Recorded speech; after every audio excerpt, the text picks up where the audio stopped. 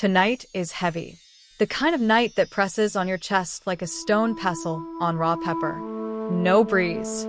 Just the lazy whir of the ceiling fan and the distant groan of a generator. The kind of night witches choose to fly. I can feel it. My spirit is uneasy. I sat on my bed, bathed in moonlight spilling through the louve blades. My twins, Tenny and Tund, sat cross-legged at the foot, fighting sleep. Their boxes were packed. Tomorrow, they'd leave for boarding school. My heart felt like a fist, tight, anxious. I called them closer. "My children," I said softly. "Before you go, there's something you need to hear." From me. "Not from strangers." Tund chuckled.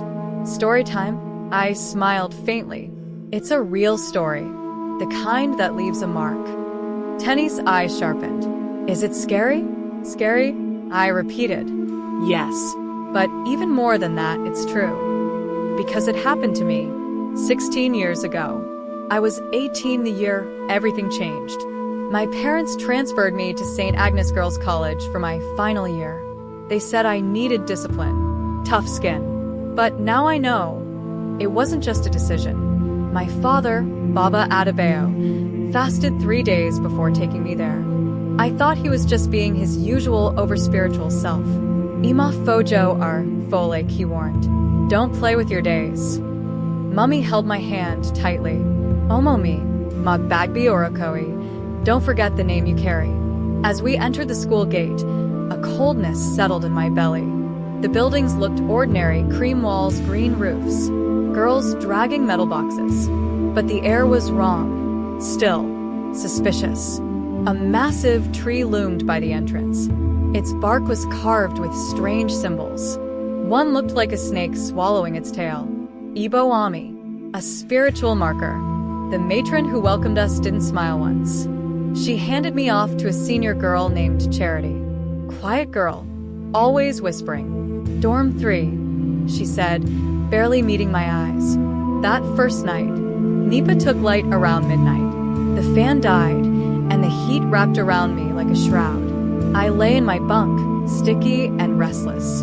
The mosquito net clung to my skin like a curse. Then I saw it, a shadow, not walking, gliding, no sound, no steps. It drifted through the bunks like smoke, but it was too dark, too heavy. It stopped beside my bed. My throat seized. I couldn't scream. Then it spoke. The voice was ancient, Yoruba, but layered with something older. Ije aromiwa, Ije aromiwa. Blood bring me forth, blood bring me forth. I shook like a leaf in storm wind. I couldn't hold it. I wet myself. But when I woke up, my bed was dry, except for the black feathers under my pillow. And my fingernails were stained with what I didn't know. Days passed. My bunkmate Bola pulled me aside behind the chapel. "They've marked you," she whispered. "Who?" She looked around quickly, then mouthed the words like a curse. "The 7. I laughed. "A cult? Please. These were just teenage girls." But Bola didn't laugh. It came a few nights later, slipped under my pillow. "Tonight. Old music room. Come alone." I tore it, burned it. But that night, the girls locked me inside the dorm, from the outside, and the shadow came back. This time, it was crawling across the ceiling, backward. Its head turned, fully turned, until it faced me upside down. Its eyes glowed like coals. I broke. I screamed, I sang, "Moti fight Bagbo mi fun Yesu. I've given my all to Jesus." The thing shrieked. The ceiling cracked, and it vanished. The door unlocked itself. I collapsed. From bad to worse. I started seeing things. Eyes in mirrors. Watching me. Real, blinking eyes.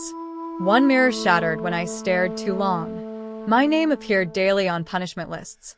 I hadn't done anything. My textbooks vanished. My hair fell out in clumps. A teacher, Mrs. Ayatund, called me in. She used to be a prophetess. She anointed my forehead and whispered, "Omo emoli anai imi 1ko niaro o. You are a child of light. Their spirits will not overcome you." She gave me a small bottle of anointing oil. I kept it in my bra like treasure. One night, at 2 a.m., the school bell rang, false assembly. All students were ordered to the courtyard. I faked illness and stayed in bed. From the window, I saw them. Girls in white wrappers, faces covered in chalk, chanting, forming a circle behind the classroom block around a fire. They weren't calling a person. They were calling a thing. The ground trembled. Flames twisted higher. In them, I saw faces. Screaming, wailing, laughing. And then the explosion. The thing had answered. It had come. The weeks that followed were war. I fasted. I prayed. I poured oil on every corner of my bed. One night, I woke to hissing. Snakes. Real snakes. Under my bed, I anointed each one before I killed them with my trunk. One hissed in human voice before it died. Ibo Natibaya. The sacrifice has failed. Girls began to vanish. Bola disappeared. They said she jumped the fence. She never returned. 2 of the 7 caught fire in their sleep, survived, but never came back. By the end of that term, only 5 of them remained. And me? They called me Awanti Ookeo Fayan Khan, the untouchable. Back to the present. I looked at my children. Tenny was hugging her knees. Tund was pale. But Mummy, Tenny asked in a small voice, why didn't you run? I smiled faintly. I touched her cheek. Kama BRU, Ko Tomo Cac Ogan. Amo Enit and Bikula Olaran, Kiija Lofe. Not fearing doesn't mean there won't be battles. But the one who trusts God does not fight alone. I fought. I survived. And now so will you. I began to notice the signs on the 3rd night. That evening, the sky had turned the color of bruised mango skin, purple with heavy clouds. Thunder cracked like a whip, loud enough to shake our dorm windows. And even though rain poured, cooling the heat in the air, I still felt like I was burning. Something wasn't right. As usual, I had gone to the school chapel alone. It was small and dusty, with a wooden crucifix above the pulpit and broken benches scattered everywhere. I knelt down to pray, whispering psalms the way Mummy taught me. He that dwelleth in the secret place of the Most High. Then I heard it. Footsteps. Not just one person. Many. Barefoot. Fast. I peeked out the chapel window, and my breath caught. 7 girls in white wrappers, their bodies smeared with ash. They danced in a circle just behind the home economics block. In the center of their circle was a clay pot, blackened by fire. Smoke curled from it, not normal smoke, but blue, like incense for the dead. They were chanting in a tongue I couldn't place. It wasn't Yoruba. It wasn't English. It wasn't even Latin. But my spirit knew one thing. It was evil. One of the girls suddenly jerked her head up. Her eyes, Yezu, were white. No pupils, just white, like boiled eggs. She stared straight at the chapel, at me. I fell backwards and screamed. Before I knew it, I ran back to the dorm, shaking like an agbalumo tree in a storm. I didn't tell anyone, not even Bola. I tried to forget what I saw, to convince myself it was just a dream. A hallucination, maybe. But the next morning, the clay pot appeared outside the chapel steps. Still warm. Still smoking. I didn't touch it. Nobody did. But from that day on, things grew worse. Dead birds began to show up on my bed. Snakes slithered across the corridor whenever I passed. Even my Bible, my only weapon, started disappearing. I would hide it under my pillow, and somehow it would end up outside in the rain, soaked and unreadable. They were watching me, testing me, trying to break me. One night, I awoke with a strange taste in my mouth, bitter, like charcoal and burnt hair. I sat up and felt something wet under me. I pulled back my wrapper. Blood. Not mine. The bed was soaked in thick, black-red blood. But my skin was clean. No pain. No wound. And the others? Bola, Esther, Amaka, all of them? Still fast asleep. Or pretending. I ran to the matron's quarters crying. But when we came back, the bed was clean. Like nothing had ever happened. The matron hissed. You daydream too much, Folake. I wanted to go home. I really did. But I couldn't. Daddy had warned me. He said, Omo me, you must not run from battle. Some fights. God put you there for a reason. So I stayed. And that was when the real war began. One Friday night, a senior student, Senior Ronk, invited me to her corner during prep. Everyone feared her. She was elegant and cold, always wearing red lipstick, even in class. They said her father was a Babalawo in Ondo. Her eyes never blinked. Folake, she said, her voice like honey laced with blade. You're special. That's why they chose you. I wanted to run, but I froze. They see your light, but you're stubborn. You pray too much. She leaned in. But I can help you. You won't suffer. Just come with me tonight. Say yes. I didn't answer. She smiled. You don't have a choice. That night, they came for me. For girls grabbed me from my bed and dragged me into the bush behind the staff quarters. They tied my wrists with red thread and drew symbols on my forehead. There was a hole in the ground. A grave. They said if I didn't join them, they would bury me alive so that your spirit can be reborn to serve. I started singing, loudly. Olorn me, ma jei kiwan rio pin me. My God, do not let them witness my end. They slapped me, beat me, tried to shut me up, but I didn't stop. Suddenly, there was lightning, bright like the hand of God. Thunder clapped, and a tree behind them caught fire. They screamed and ran, leaving me tied on the floor. I don't remember how I got free. I just remember waking up back in the dorm, Bola holding my hands, crying. She told me something had changed in the school, that the coven had failed in their ritual, and that one of the girls, the one called the Mirror, was missing. Gone. Just like that. Some said she vanished into the ground. Others said they found her body by the river. Her eyes burned out. The school called it suicide. But those of us who knew, we knew. The real war had just begun. It happened just 2 weeks after the fire night. Things had gone quiet in St. Agnes Girls' College, but it wasn't peace. It was that eerie calm that comes before a thunderclap. A fake silence. The kind that smells like blood you haven't seen yet. The school bell rang at 1:11 a.m. I bolted upright in bed. No one touched that bell after midnight. Not unless there was a fire or death.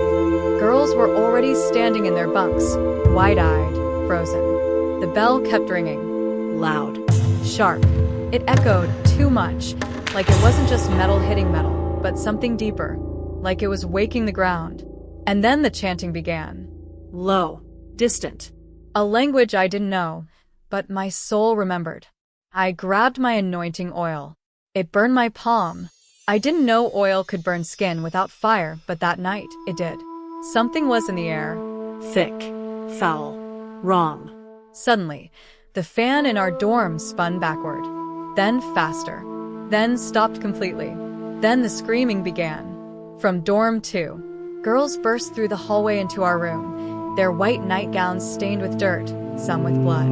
One girl, Lola, had deep claw marks across her back.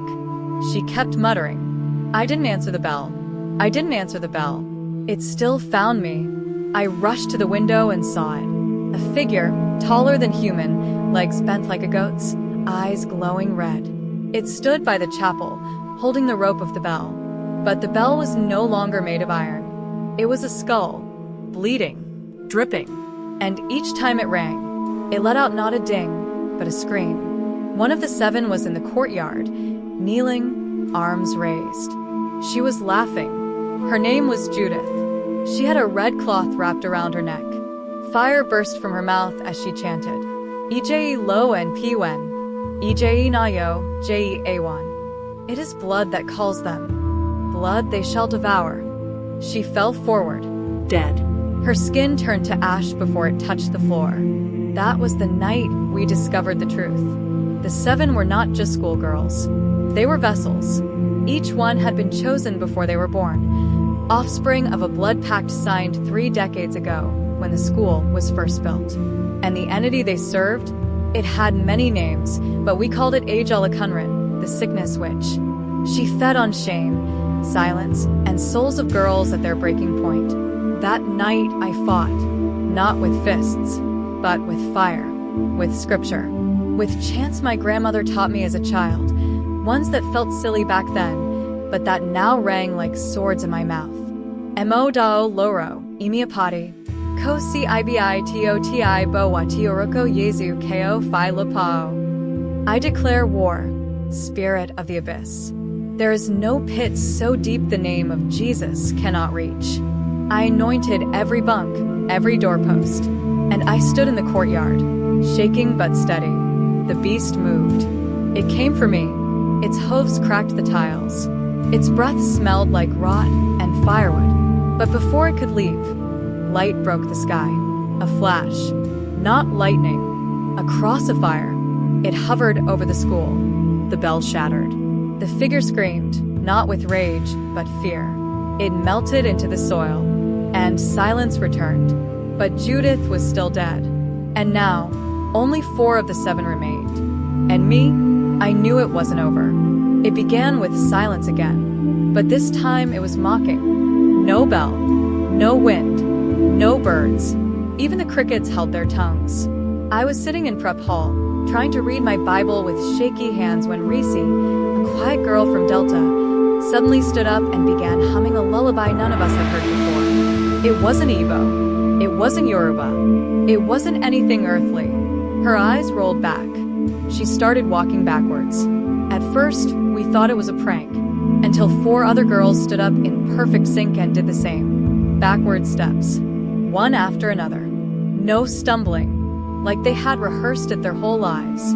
They backed out of the prep hall, across the hallway, down the stairs, all without turning around. Someone whispered, "It's happening again." I followed them. Something told me not to, but my legs moved on their own. The 5 girls moved past the dining hall and into the old science block. The one they shut down after senior bimbo went mad and poured acid on herself during chemistry practicals. We were told it was a gas leak. Lies. Inside, the room reeked of rust and smoke. The girls stopped in a circle, still walking backwards but now turning counterclockwise. One by one, they began to chant, "Ejena with grave N, Kiama ba ajayi. Ejena with grave N, Kiama ba ajayi." Blood flows. Let us not offend it. Blood flows. Let us not offend it. Then they started screaming. All 5 of them. At once. Not with their mouths, but with their bellies. It was deep, guttural, impossible. I saw their shadows stretch unnaturally long. As if something bigger, much bigger, was standing behind them. I couldn't see it clearly, but I felt its eyes on me. Hot. Angry. Curious. Then it took them. In a flash, all 5 collapsed, backs arched like broken dolls, eyes leaking blood, mouths stitched shut with invisible thread. And in their place stood a girl we'd never seen before. She wore the same uniform, same sandals, same name tag, E. Johnson. But her skin was cracked like dried mud. Her head twitched every 5 seconds. And when she opened her mouth to laugh, it sounded like glass breaking. "Folake," she whispered. Yes. She knew my name. I stepped back. My hand reached for the anointing oil, but the bottle shattered on its own. She laughed again. Then she said, "Iwi, omo agbikeo, omo rirunalakan, oro pe a with grave kaola to osile." So, daughter of the farmer, child of Rirun of the ocean, you think tradition cannot find its way home. That's when I knew. This wasn't just about a school. This was ancestral. The blood pact wasn't only signed by the school founders. Some of us, like me, were being dragged into a war that started before we were born. I ran. Straight to the chapel. The real one, not the school one. I grabbed the Ofa arrowhead my grandmother gave me before I left home. She'd told me, "If shadow swallows your name, let this pierce the dark." I dipped it in new oil, lit a white candle, and for the first time in my life, I didn't pray like a scared girl. I prayed like a warrior. I began to speak in tongues. Not the soft kind, the kind that shakes walls. I sang old Yoruba deliverance songs I had only half remembered from my mother's midnight prayers. Then the flame turned blue. I stepped outside. The girl was still there. Only now, 20 more girls stood behind her, all walking backwards, all bleeding from their noses. The courtyard began to crack beneath them. Not just crack, bleed. E-J-E-N-A with grave N. E-J-E-N-A with grave N. Blood flows, blood flows. But this time so did light. From the west gate of the school, an old woman entered barefoot. Hair white like salt, eyes sharp like razor. My grandmother. She'd felt it from home. She'd come. She lifted her hand and began to sing. Agra Oloran Ki Isuin. Omo Tmob. Meo Debo Bo O. The power of God does not sleep. Child I birthed, I will cover you. The girl screamed. Not Reese, not her body, but the thing wearing her face. It began to melt. The other girls collapsed, freed but foaming. And I knew the 7 were not the only ones bound. Some of us were chosen as keys. And I was the lock. The school reeked of burnt offerings. Not jollof rice. Not firewood smoke. But something darker, like roasted feathers and bitter cola soaked in palm oil. The scent clung to our uniforms, to our hair, even to the corners of our prayers. Girls began to whisper about the air. Can't you smell it? One SS3 girl muttered during prep. They've opened something. Something hungry. It was true. By the second week of February, the signs had returned. Only now bolder. Bolder and bloodier. The rats in the kitchen began to dance. Not run. Dance. One Sunday morning, the cooks ran out screaming. They said they saw 7 black rats in the storehouse, twirling in a circle on their hind legs. Their tails were tied together at the base, like an ancient covenant. When they scattered, the akra batter turned red in the basin. Nobody ate that morning. That night, I couldn't sleep. The fan was spinning, but my skin felt cold. I was staring at the ceiling, whispering Psalm 91 under my breath, when I saw a movement, a shift, on the opposite bunk. Bose, a girl from Abadan, was sitting upright. But she was asleep. Her eyes were shut tight, yet she was smiling. A crooked smile that didn't belong to her. She stood, walked backwards to the door, opened it without a sound, and left. I climbed down slowly. My heart thumped like drumbeats from an Agungun festival. I reached for the anointing oil hidden in my underwear pouch, rubbed it across my forehead, and whispered, Imi Olarun, e with acute me loju, Spirit of God, open my eyes. Then I followed her. Behind the assembly block, the fire had returned. But this time it wasn't a bonfire, it was a pit. A deep, smoldering pit in the earth where nothing should have existed. And around it, 5 girls in white stood, eyes shut, mouths chanting, Ijewa, Ijewa. Give us, give us. Bose stood at the edge, still backward. The thing inside her began to laugh, not like a child, like a man who had lived and died many times. Eje ki, enya inuri. Let me taste her soul, it hissed. I almost turned back. Almost. But a wind swept across the clearing, and with it came a voice, soft but thunderous inside me. I have given you oil for war. Use it. I charged forward. Before they could see me, I flung the oil straight into the fire pit. There was a sound, like a calabash shattering in the sky. The pit shrieked. The flames turned blue. Bose collapsed forward, screaming in a voice that wasn't hers. Ibo na ti baya. Ibo na ti baya. The sacrifices failed. The sacrifices failed. We dragged her back to the dormitory that night. The other 5 girls? Gone by morning. Some said they were suspended. Others swore they were transferred in the night. But I knew they were reclaimed. The next morning, my name appeared again, twice, on the punishment list. Yet when I arrived at the staff room to serve it, the teacher on duty stared at me like I wasn't there. She crossed my name out with trembling hands. Your battle is not with us, she muttered. Go. I went. But I didn't sleep that night. Because now they knew I could fight. And and they were coming again, this time with fire. They said it was a mango tree, that tall, crooked thing behind the principal's office, half dead. Its bark split like something once cracked it open from the inside. We used to run past it during inter-house sports. Nobody ever sat beneath it, not even for shade. "Don't near that tree," Senior Yatund once whispered. "Neither them bury am." "Bury what?" I asked. She looked away. "Go and ask Principal Iridi if you get mouth." I didn't. Not then. But after what happened with Bose, I started noticing things. Like how the principal always walked around with her left fist clenched. Like how the teachers avoided her office after 6 p.m., even when her light was still on. And then, I heard it. It started during night prep. A bell rang. Not the school bell, the iron bell. The one the gateman only rang when someone died. Bannon. Everyone paused. Even the girls with earbuds removed them. Pens dropped. Eyes widened. "Who died?" someone whispered. Nobody knew. Then we heard footsteps. Fast ones. A group of seniors ran past our block toward the staff quarters. That was when we saw her, Principal Iridi, standing under the dead mango tree, talking to no one. Or so it seemed. Her hands were raised. The moon caught her face just enough for us to see her mouth moving. Not in prayer. In chant. Ojo ti imi ba niu with grave. Era keoni lori riemo. The day spirit is granted dominion. The flesh becomes its servant. That's when I knew. This school was not just wicked, it was sealed by something. I couldn't sleep that night. Not because of fear. Because of anger. I remembered what my grandmother used to say.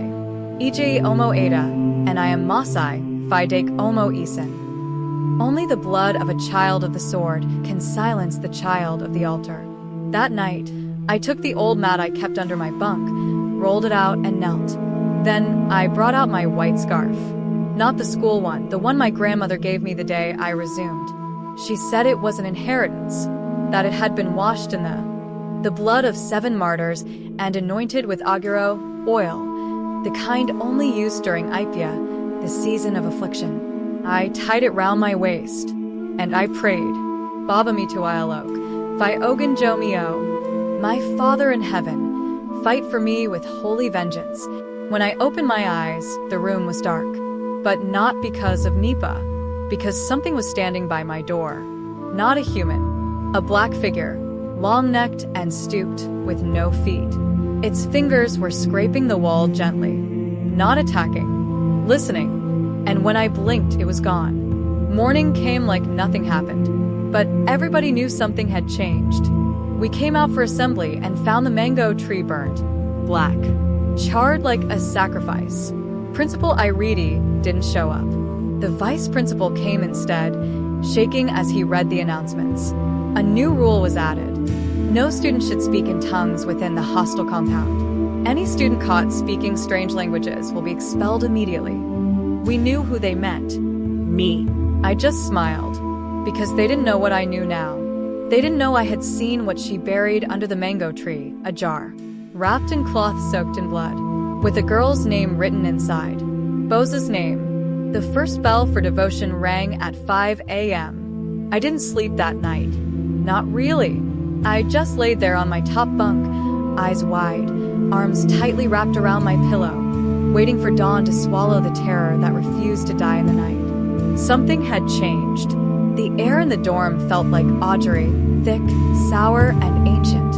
It clung to the back of my throat like something trying to enter me. Even Bose, now more shadow than girl, had begun chanting in her sleep again. Only this time it wasn't tongues. It was names. Ayek, Oroda, Ekyut, Aya, strange names. I knew enough Yoruba to understand. Those weren't people. Those were spirits. Dangerous ones. Familias. Messengers. That morning, we marched like zombies to the school chapel. Only it wasn't the same chapel I remembered. As we entered, I noticed it immediately. Dark streaks running from the altar down the white walls. At first glance, it looked like water damage until I smelled it. Iron. Metal. Blood. One of the junior girls screamed, Yezu. "It's bleeding," she cried, pointing at the wooden crucifix hanging over the pulpit. A thick red drop had formed at Christ's nailed foot, and it fell, landed with a soft splat on the open Bible below. Silence. Then a teacher, the same one who always glared at me during devotions, calmly walked to the altar, closed the Bible, and turned to face us. "Any child who is not clean must leave now," she said, her voice deeper than usual. "There will be no prayer for those who carry foreign spirits." The way her eyes met mine chilled me. They asked me to lead opening prayer. I knew it was a setup.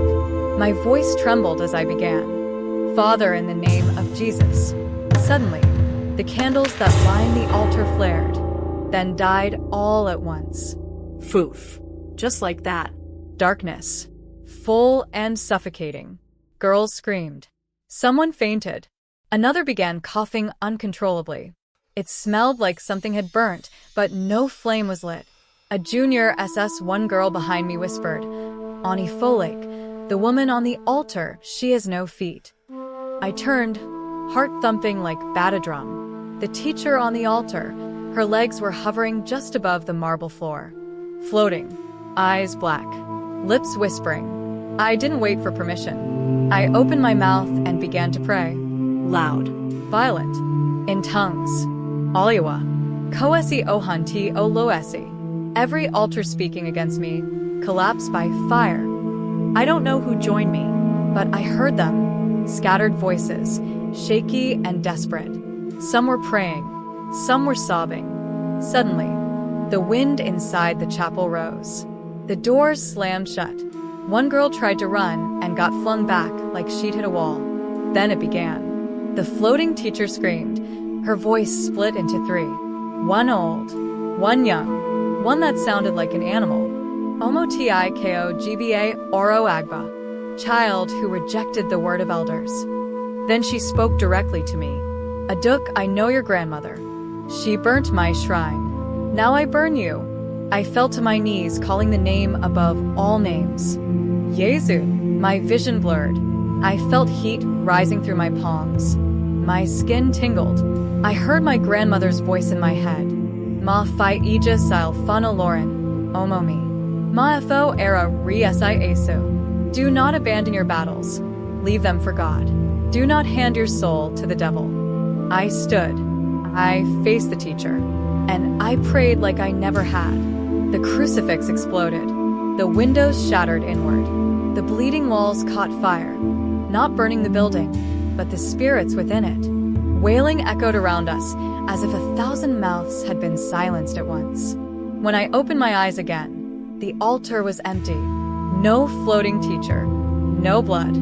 Just ashes on the Bible and smoke rising in quiet spirals. They said the teacher had fallen sick and was transferred. But I knew. We knew. That night, a group of girls, including Bows, came to my bunk. None said a word. They just sat beside me, held my hands. One of them whispered, "Something else lives here, Folake. You've just cracked the wall. But the thing behind it is still watching." They told us never to fetch water after lights out. It sounded like one of those silly rules made up by seniors to scare juniors, like the tale of the headless girl who danced at the school gate during Harmattan, or the bloodied hand that slapped your locker if you gossiped too much. But this wasn't a story. It was a warning. And we didn't listen. It started simply. There was no water in the tank. That week, the school's generator had packed up and the borehole hadn't pumped for 2 days. So, as usual, students took to the old well behind the kitchen, the one with rusted chains and overgrown bushes that always felt a little too quiet. By nightfall, water had become gold. Buckets vanished. Queues stretched like snakes. That was when Bola said it. "Folake, let's go fetch water at night. 2 a.m. sharp. Before the others wake." I didn't want to. My belly twisted at the thought. But I said yes.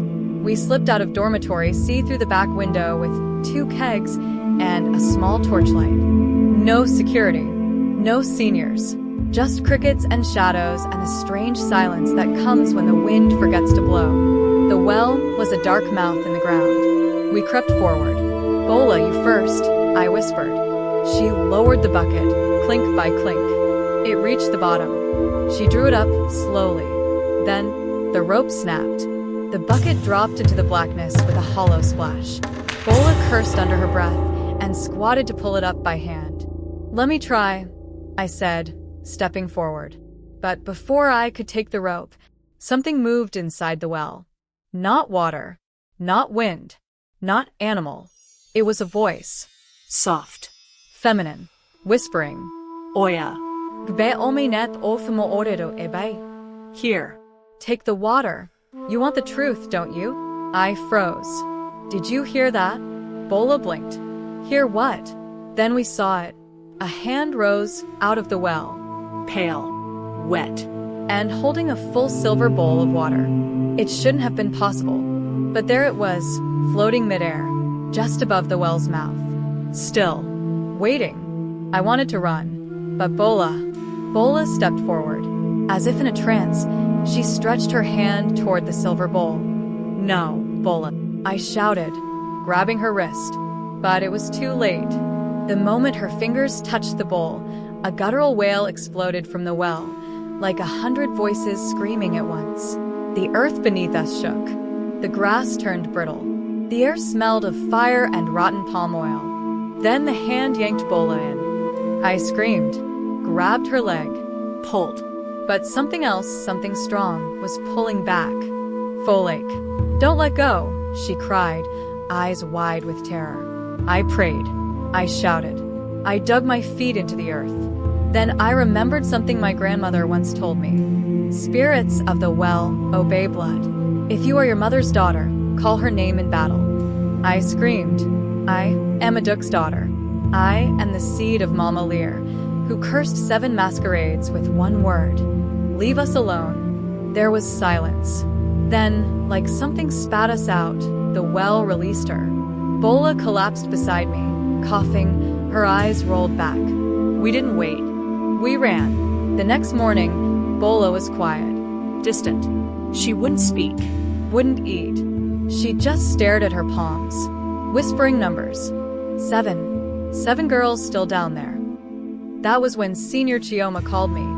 She'd been watching. She knew something happened. She handed me an old notebook. Inside were scribbled notes, names, and a list of girls who vanished over the years, always during water shortage season. Always by the well. Last name? Bola. The ink had already written itself. I didn't sleep that night. As I stared at the ceiling, Bola's whisper echoed in my ears. 7 girls still down there, and one of them is calling my name. You can survive a haunted school. You can survive witches in white. You can even survive a spirit pulling your best friend into a well. But nothing prepares you for opening your metal trunk and finding a fresh human head staring back at you. It was the first Sunday of the month.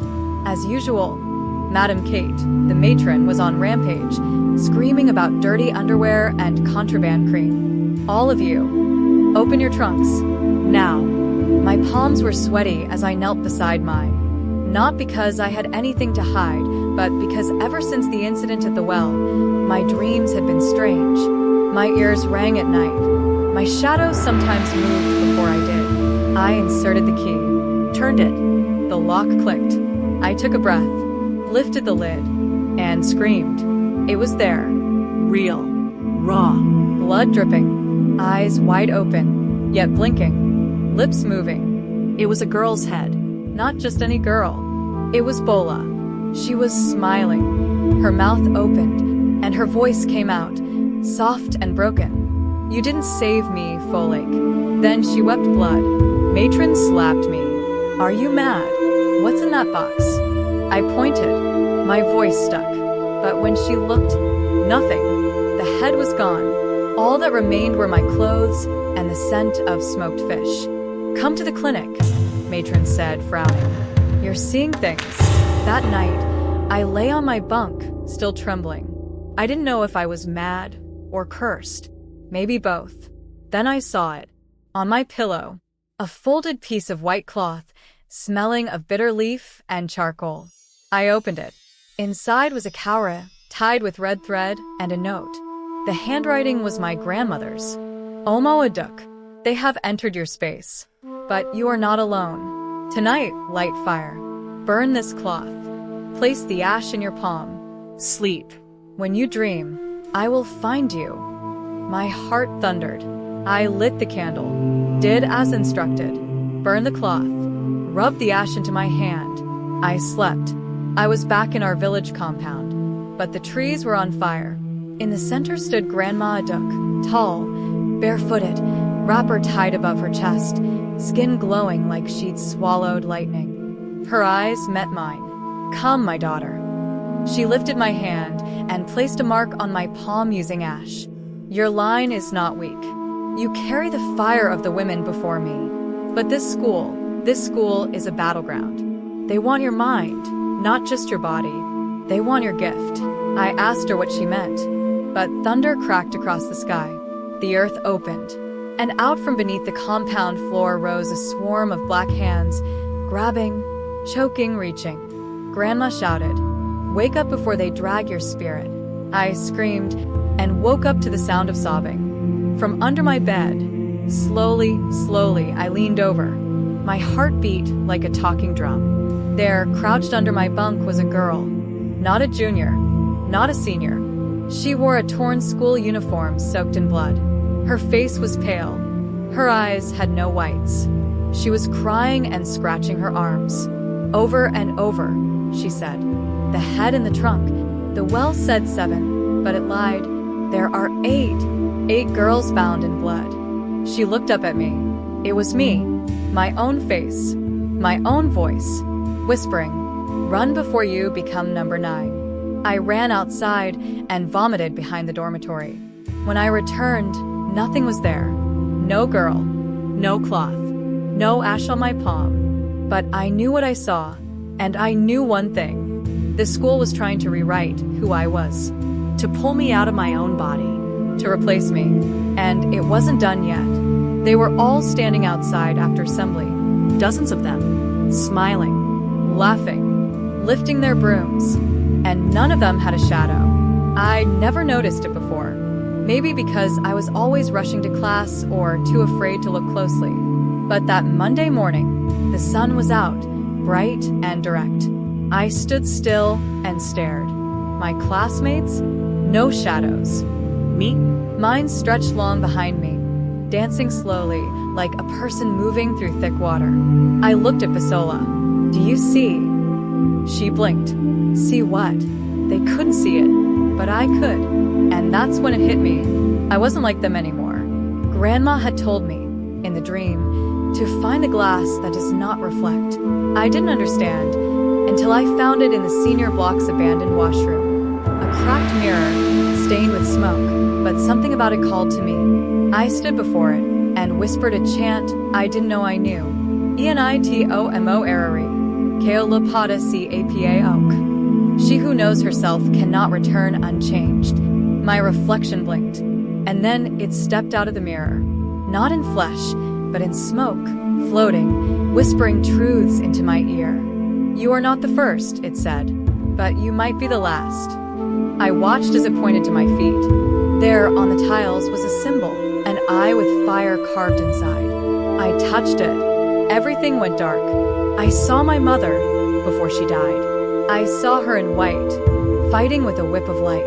I saw my grandmother, standing in a circle of salt, binding a spirit back into the ground. I saw a scroll, hidden in a gourd, with my name already written. And then I saw me, surrounded by fire, walking barefoot through a line of shadows with no heads. A voice said, "The mark skips generations, but it never forgets its own." I woke up gasping on the floor, and in my hand was a stone pendant, shaped like the eye in the fire. That night, I wore the pendant under my shirt. Suddenly, the whisper stopped. My shadow moved like mine again, and when I looked at one of the senior girls, Grace, the one whose eyes never blinked, I saw smoke rising from her head. She wasn't a student. Not anymore. She was wearing a student-like cloth. That was when I understood. This school was filled with borrowed bodies. Some students hadn't gone home for holidays in years. Because they couldn't. They weren't them anymore. beneath my bed. That night, while trying to sleep, I heard scratching under my mattress. I pulled it up. There was a leather-bound notebook, old, wrapped in red cloth. Inside, page after page of names. Aduni Ioka, disappeared 1996. Zainab Yusuf, possessed 1999. Esther Obi, missing 2001. Bola Adeyemi, deceased 2025. Folake Bakir, marked active. My name was already written, in fresh ink. The shadows around me were growing bold. The possessed girls now walked with smiles, too wide, and necks that cracked when they turned too fast. But I had something they didn't. Bloodline, fire, and a memory that refused to die. I was no longer scared. I was waking up, and if the spirits wanted me, I would not go quietly. They told us not to pray out loud. They told us light out meant silence, and silence meant safety. But that night, I whispered Psalm 91 under my breath, just one line. He who dwells in the secret place of the Most High. And that was when it started again. I woke to the sound of clicking. Not footsteps. Not whispers. Click, click, click. It was the sound of nails, human fingernails, dragging across the tiled floor in our dormitory. The moonlight came through the broken louver window in sharp slices. I turned my head and froze. 6 girls were standing by their bunks, eyes wide open, not blinking, not breathing, but they weren't awake. Their bodies twitched like puppets on invisible strings. And worst of all, their feet weren't touching the ground. They were floating and swaying as if some wind was blowing through them, but the curtains weren't moving. I tried to sit up, but a weight held me down. It felt like a hand, ice cold, pressing on my chest. I opened my mouth to scream, and, "Don't fear, Omomi." I heard her voice again. My grandmother. Her voice echoed in my skull, clear like thunder, warm like a wrapper fresh off the line. "You carry fire. Call it." I reached for the stone pendant around my neck, the one she'd secretly sewn into the lining of my old wrapper. As my fingers touched it, the room began to shake. Suddenly, a crack across the wall. The plaster split open like dried skin. From inside, black mist oozed out, thick and foul, like the scent of rotting fish mixed with petrol. The girls began to chant in a tongue I'd never heard before. Not Yoruba, not Latin, something ancient. We are the first. We are the breath before the scream. We are the shadows who walk in light. My bunkmate Bisola sat up. Her eyes rolled completely white. Blood dripped from her nose. But something in me snapped. I screamed, "Ogun Alagbra, Mobo, Bogbo Okunkin, Jonah. Ogun the Mighty, I call on you. All darkness, burn." The pendant burned hot against my chest. Light, real light, not from bulbs, burst from my skin. The kind of light that sings. The kind of light that hurts evil. The 6 girls dropped like flies. Bisola gasped and fell back, breathing hard, her eyes returning to normal. When it was over, I looked down at my hands. They were glowing faintly, like coal under fire. I wasn't just fighting anymore. I had become a vessel. Later that morning, we weren't allowed to talk about it. The principal walked the halls with a white cloth wrapped around her head, tight, like someone trying to contain something inside her skull. The school nurse handed out bitter tea, saying we were all overheating from exams. But I knew better. Something was cracking. Something was scared. And that meant I was getting close. They always said the chapel was sacred. But the only thing sacred about that place was the silence they forced down our throats. No one ever cleaned it. No one lit candles. And yet the air always smelled like something burnt, like incense or bone. That Sunday after service ended, I saw it again. The red stain at the base of the altar, shaped like a handprint. And I remembered what Senior Adidiong had said before she lost her mind. The hands reach up from beneath the floor and they remember. It had started 2 days after the possession incident in our dorm. The school had grown strange, even more than usual.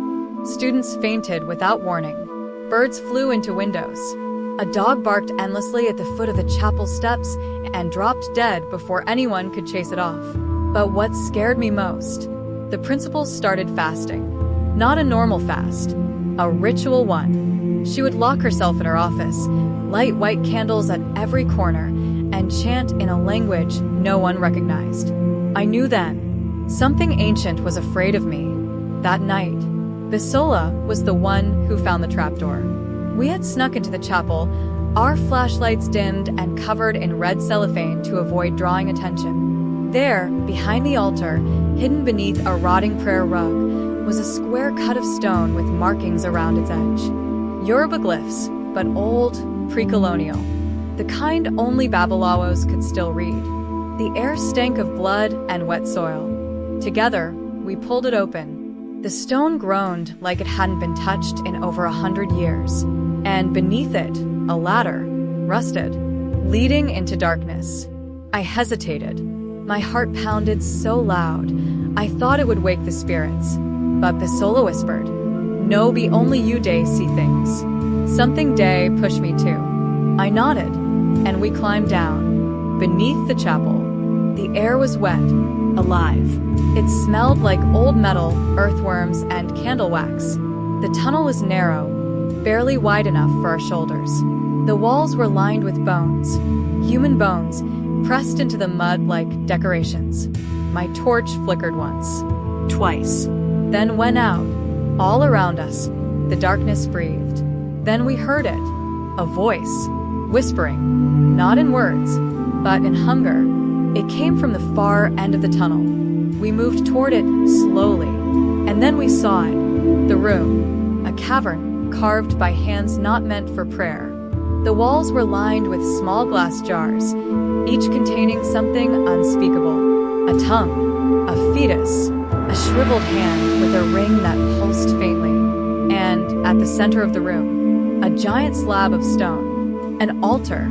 Chained to the altar was a skeleton, dressed in the tattered remains of a school uniform. Bisola gasped.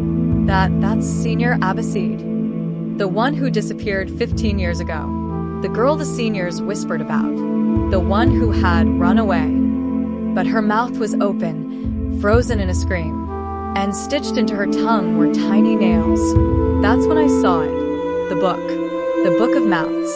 It lay at the foot of the altar, leather-bound, the kind of leather that moves when you touch it. I opened it, even though every part of me screamed not to. Inside were names. Not just student names, teacher names, principal names, my name, Bisola's, even my grandmother's. Each name had a symbol beside it, either a sun or a mouth. Sun meant the person was marked for sacrifice. Mouth meant the person had spoken the truth and had to be silenced. I turned the page, and that's when I saw the last prophecy. The daughter of Omaduni will open the sealed mouth, and through her, the buried fire shall rise. When that fire burns, the chapel shall fall, and the blood of those who feasted shall be weighed. Bisola looked at me. Folake, your mama's named Day here. Besides, son. I whispered. My grandmother was the fire. I'm the spark. Then we heard footsteps. From above. Many of them. There is a sound hell makes when it opens. It doesn't roar. It doesn't scream. It sings. Low. Deep. Like many mouths chanting from underneath the earth. That was what greeted us when we scrambled out from beneath the chapel. Me and Bisola, breathless, covered in dirt and ancestral fear. And waiting at the altar above us was the principal. She no longer looked human. Her eyes glowed green. Her lips were gone, and her mouth stretched wider than any jaw should. Something ancient had entered her. Something that fed on secrets and silence. You open the mouth, Folake, she said in a voice that was many voices. Now you must feed it. Candles lit themselves. The chapel floor cracked open. From it, figures emerged. Not shadows, not spirits. The choir. Students who had disappeared. Their eyes sewn shut, their mouths gaping wide. Each one humming a curse at him that made our ears bleed. Bisola fell to her knees, clutching her head. I screamed her name, but my voice vanished in the humming. Then something snapped. In my chest. A heat. A memory. My grandmother's voice. When the fire wakes inside you, don't run from it, Folake. Speak. Let the ancestors speak through you. So I opened my mouth, and I spoke. The language of ancestors. Imi awan babawa, bo ohan omori, iwo ti owani inu omi, inu aina, inu ibo, ba waja oganai. Spirits of our ancestors, hear your child's voice. You who live in water, in fire in the forest, come fight the battle of the living. The room shook. A wind rose from nowhere and flung the choir back like feathers. The walls cracked. The altar split in two. And from every crack in the floor, fire bled upward. Not earthly fire. The fire of the underground mouth. The fire that judges. The principal screamed, clutching her head. And for the first time I saw her real face. Not the demon. Not the mask. A woman. Frightened. Small. And guilty. The spirit behind it all. Then came her. Not the principal. Not the choir. The real spirit. It rose from the chapel's cross like smoke turning into flesh. A woman of no eyes, but many mouths. She floated, barefoot, her hair trailing behind her like shadow. You were never meant to survive, she hissed at me. Your grandmother stole the gift. She closed the mouth. Now you must reopen it with your blood. But I didn't run. I stood, because I wasn't alone. All around me, invisible but present, stood those who'd come before. My grandmother, her mother, the girls they had tried to silence. And behind me, Isola stood too, her eyes burning with defiance. You want blood? I whispered. Take yours. The final ritual. I raised my hands. I spoke the last words written in the Book of Mouths. Isan in ti deopin, ebig bagbo in aleilri ti san, ayupa inu riemo. Your judgment has come. The debt of the unseen has been paid. The world will now silence your mouth. The chapel imploded, not with sound but with silence. The mouths vanished. The spirits turned to ash. And the principal? She dropped to the floor. Empty. Just a woman. No longer the gate. They found us the next morning. The school claimed it was a fire accident. They closed the chapel. They transferred the principal for health reasons. But we knew the mouth was closed. For now. The rain beat softly against the roof of our compound as I sat with my 3 children in the parlor, a dim lantern flickering in the corner. Night had come early, the sky heavy with clouds. The kind of night that reminded me, and that, I finished my voice low, is why I never let you play near deep wells or old churches. The youngest, TT, was wide-eyed, gripping her brother's sleeve. Mummy, was that story real? I smiled. Not a full one. Just the kind you give when the truth is too heavy for a child. You think I would lie about spirits that drink secrets? About a school that buried shame beneath a chapel? They were quiet, only the sound of the rain. Then I leaned closer. Everything I've told you is true. The mouth was real. The spirits were real. And so were the girls who were never supposed to survive. Their eyes grew wide, but they didn't interrupt me, because they knew me. I wasn't the kind of mother who told stories just to scare. I told them because some stories carry warnings. I stood up, walking toward the shelf where an old Bible sat, worn, heavy. Inside, hidden between Psalm 91 and Proverbs, was a folded, yellowed paper. By Sola's last letter. If anything happens to me, Folake, keep your children safe. If they start humming in their sleep, don't let them finish the song. I turned back to my children. You are the children of warriors, I said. Your grandmother closed the mouth. I sealed it, but spirits are patient. Evil doesn't die, it waits. In wells, in chapels, even in songs. They nodded. Even little TT. Pray. Always. And if you ever see a girl walking backwards in your dream, I paused. Don't follow her. I blew out the lantern, and in the dark, I heard it. A faint hum. Soft. Low. Coming from TT's room. I stood still for a moment. Then I whispered to myself, Ola run ma jeko to mo. God, don't let it open again.